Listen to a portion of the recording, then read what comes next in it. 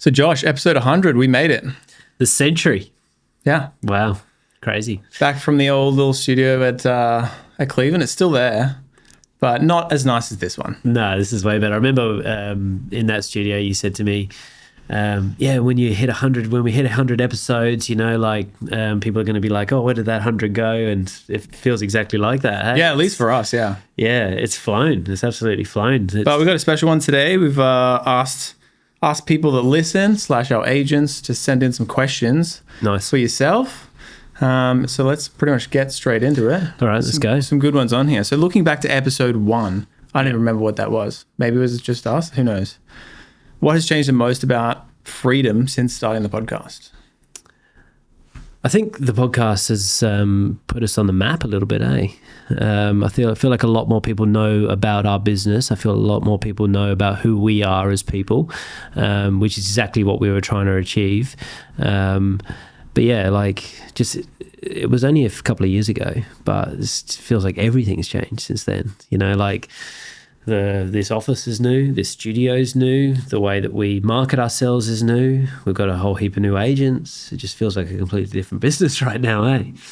So a lot of changes. Yeah, it's always evolving, hey. But what I've liked about, because I've had a podcast outside of Freedom as well, what I've liked about that journey is it feels like you get to see yourself develop, but live. So it's kind of almost cool to just see this business grow. Looking back to the old episodes, we thought that was awesome then. You look back then compared to now, and we're like, wow, we've come so far.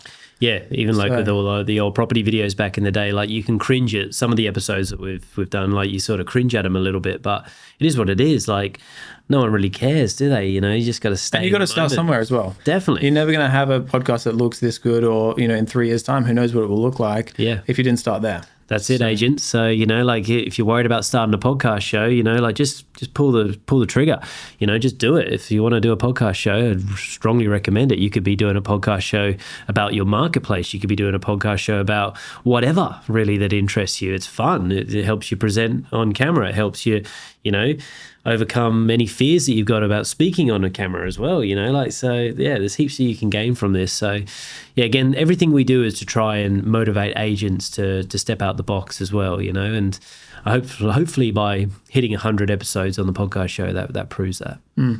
So yeah, anything else that kind of that has changed since starting the podcast in Freedom primarily? Definitely, obviously, a lot of new faces, a lot of good faces, and obviously the whole back end of this business has changed. We've changed marketing teams, we've changed, the way that we use our VAs, our whole admin teams, really evolved.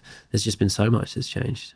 Yeah, it's cool to see how well it's working now, like a well-oiled machine. From all the support staff. We just know exactly where everybody else is at in our team, which means we can support the agents better. Definitely. And the agents can feel that as well. So everyone's kind of collaborating really well, which is good. That's it. Yeah. Systems run the business, but the people run the systems. A wise man once said.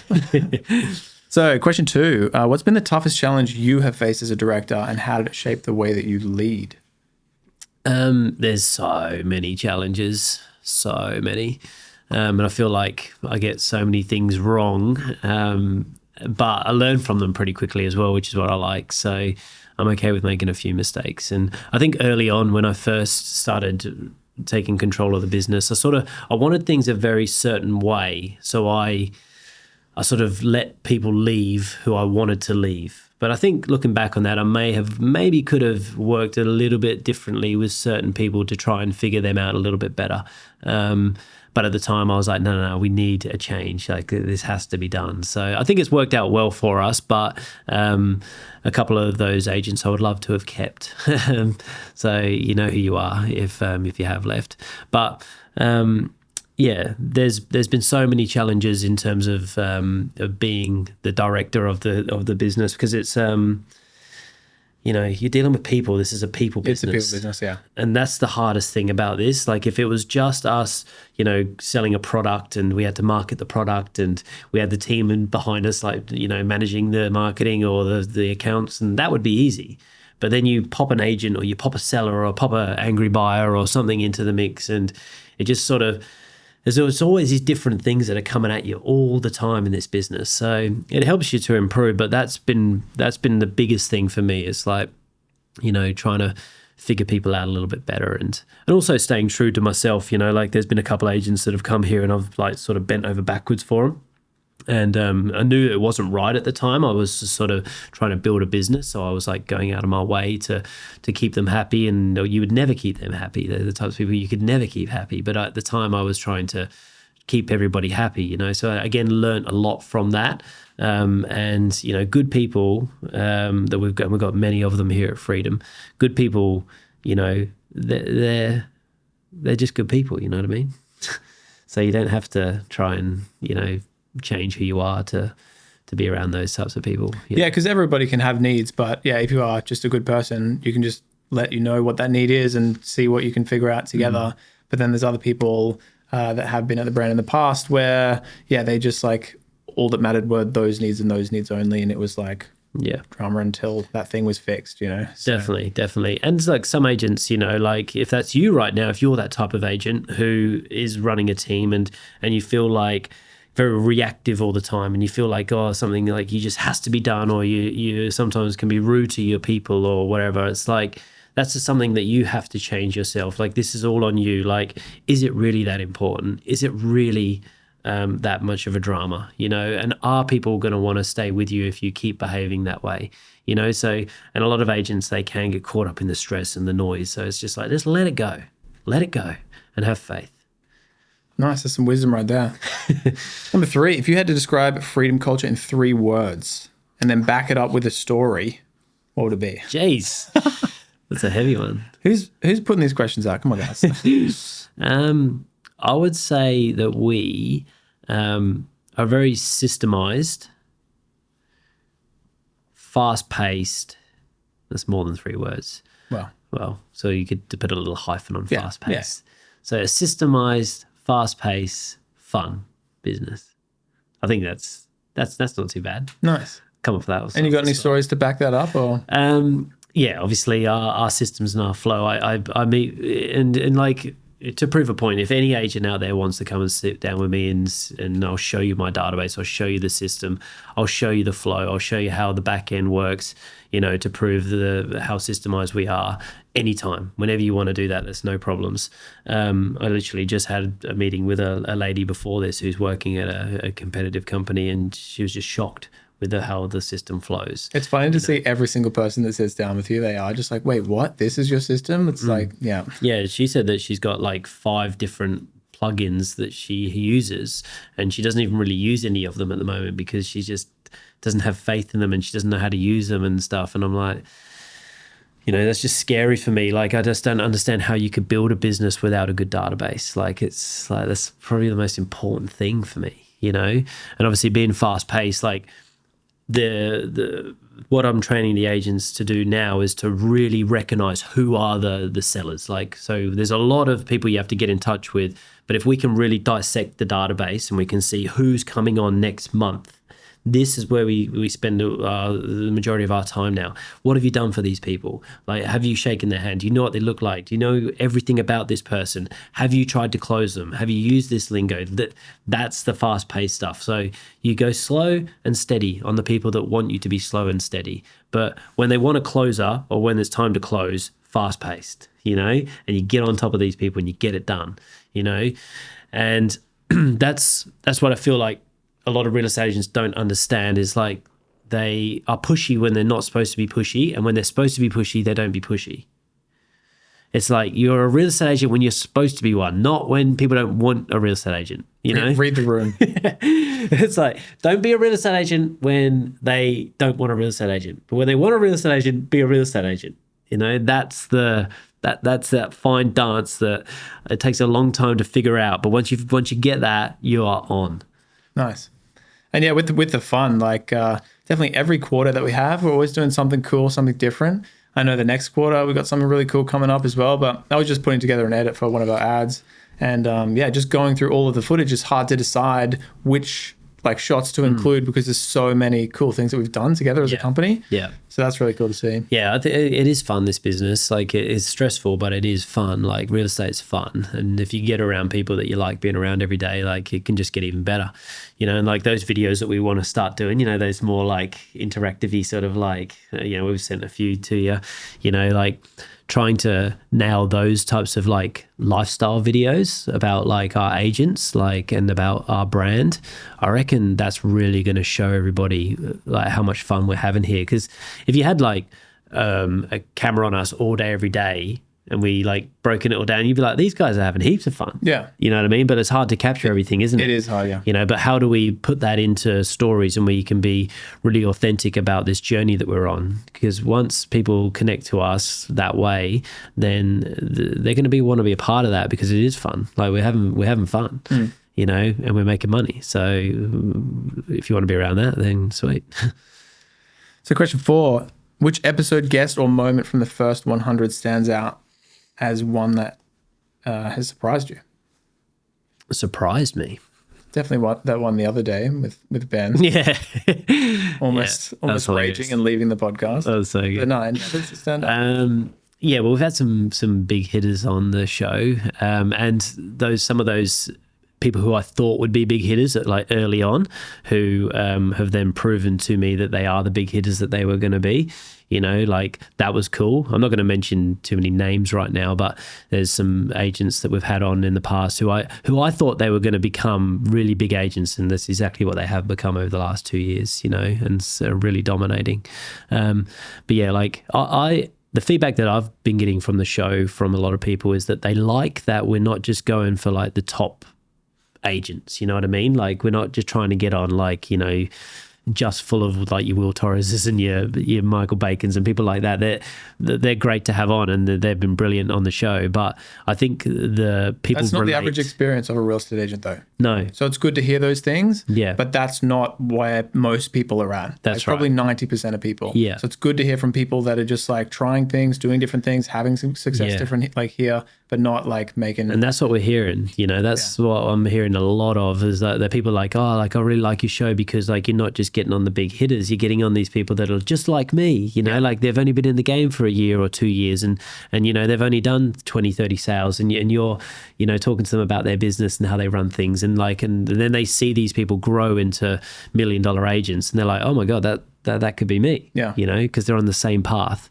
So I think that's what I've liked about the show. Nice. Yeah. And we couldn't have even expected that either. Yeah. We were just like, throw in a bunch of our agents. What's their experience like? Like, you know, give them some podcast. But turns out a lot of people like that, which is good. This podcast show is all about you, agents. It's all about giving you the tips, the tricks, the strategies to take your business and your life to the next level. I'm very passionate about helping real estate agents, and the more people that subscribe and like this show, the better guests we can get on and the more value we can bring to you. So follow us, give us a like, and tell your friends. Look forward to working with you. So you've been called one of the most process-driven agents in real estate, and you seem like a bold, innovative leader. Jesus. What's an idea that you have had that is completely flopped, and what did you learn? We were kind of talking about a few of those before, but any that come to mind? Yeah, well, definitely. Like, we've tried everything, haven't we? Yeah. A lot of flops behind the scenes, actually. Yeah, I've spent money here, there, and everywhere. I've tried everything. You know, like I've tried, you know, some people in the team that didn't work out. You know, some hires that didn't work out.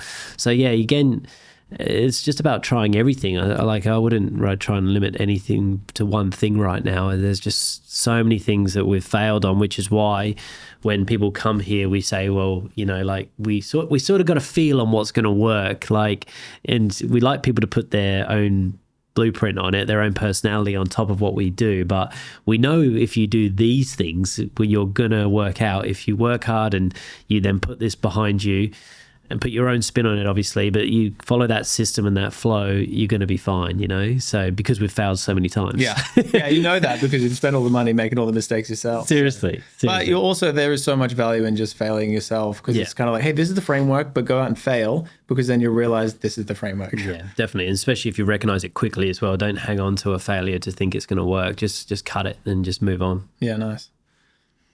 If every freedom agent was listening right now, what's one piece of advice you'd want burned into their memory? Freedom agents, are you ready?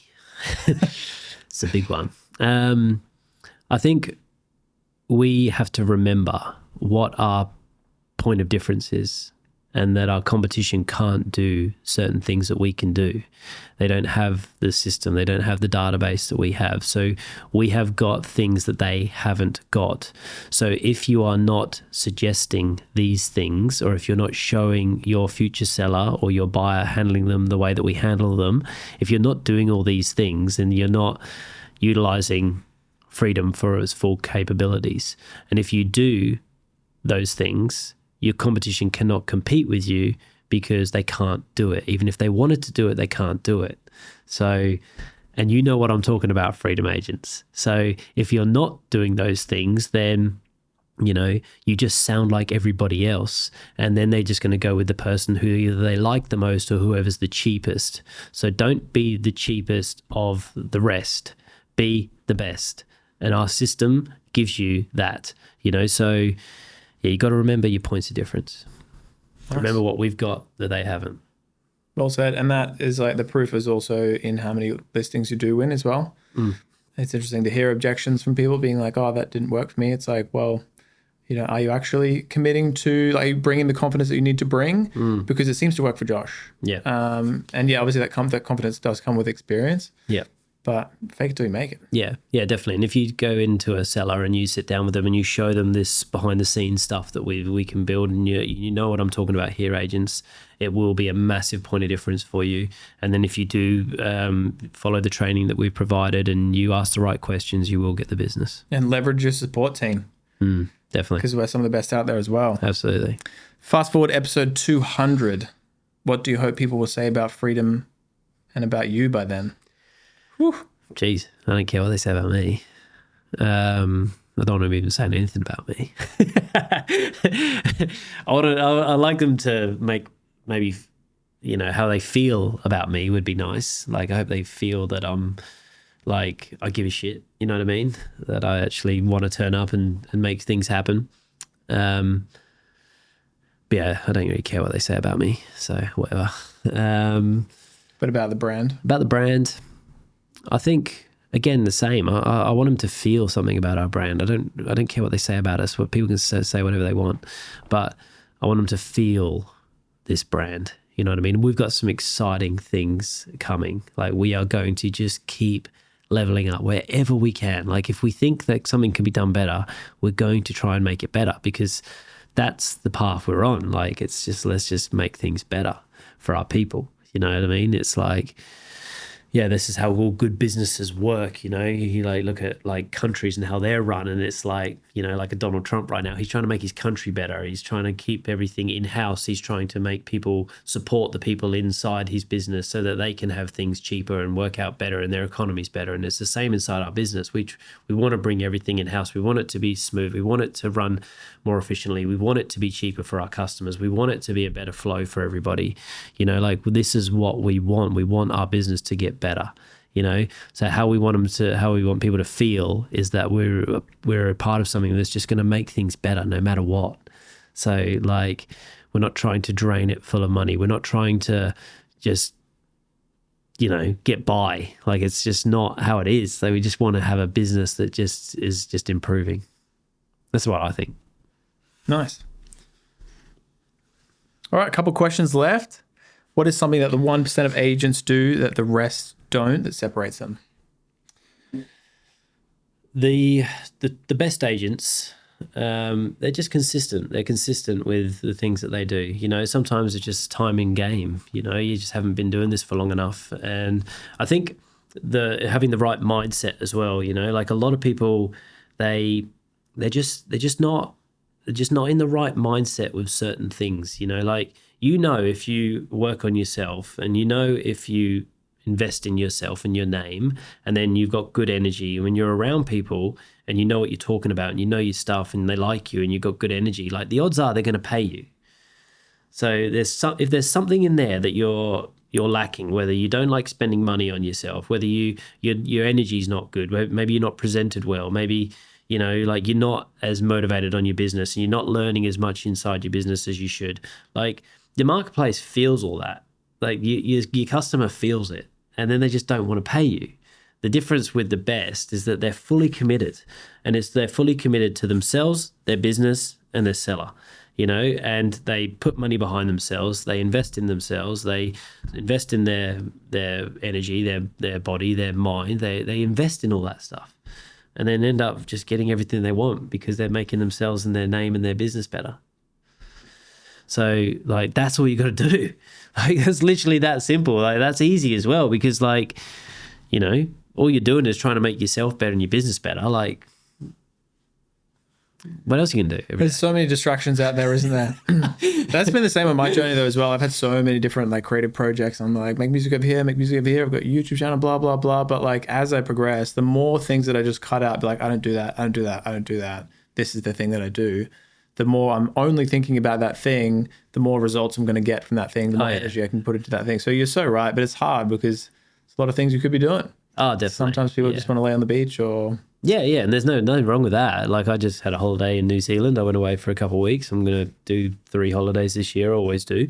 You had an awesome trip around Europe, like, do your holidays, do your time, but when you're in and like during the week, like what are you doing? Like, what are you doing? Like, just go for it. You know what I mean? Like, just pull the Band-Aid off and like, let's just make something happen, and we can just, but you got to be around the right people, I guess, as well. Like, if you're not motivated by you're not waking up every day excited to go into work, like, then it might be a bit harder, whereas real estate agents, you should be excited to come into work. If you're not excited to come into work, you probably shouldn't be in real estate, because real estate's a sick business. So you should be excited every day. This is a motivating game. It's like, we're hustling, like, you're improving yourself all the time. It's a sick business, so you should be excited. And if you're not, maybe figure that part out. Maybe come to freedom if you're not excited. Yeah, you come to freedom. No worries. A couple of fun ones to end it off. What was your worst listing and why? Is there something you can remember? Any like standouts? I remember sellers.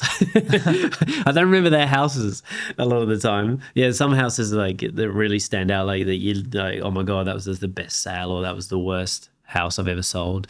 But I sold this house, and it was I've sold a few houses, and it was a hoarder that owned the property. And I went in the house and I was just like, oh my God, I've never seen anything like this before. And this lady was like so upset, and she just, and I was like, I'd say most agents would just say no to that listing. It's just way too hard basket. But I was like, you know what, I'm going to take this on.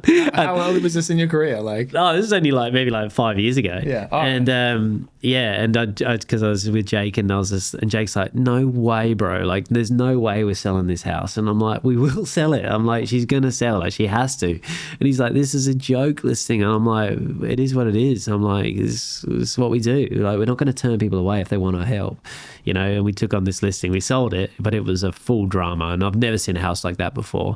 But then I've had like other sellers that were just like definitely crazy or something, or there's something going on there, like it's just caused me like a whirlwind of drama, and for like no real reasons as well, so I've had it all. 20 years selling houses. I've had all different types of experiences. So, yeah, I wouldn't say it's like the worst house. I'd say it's like the worst seller.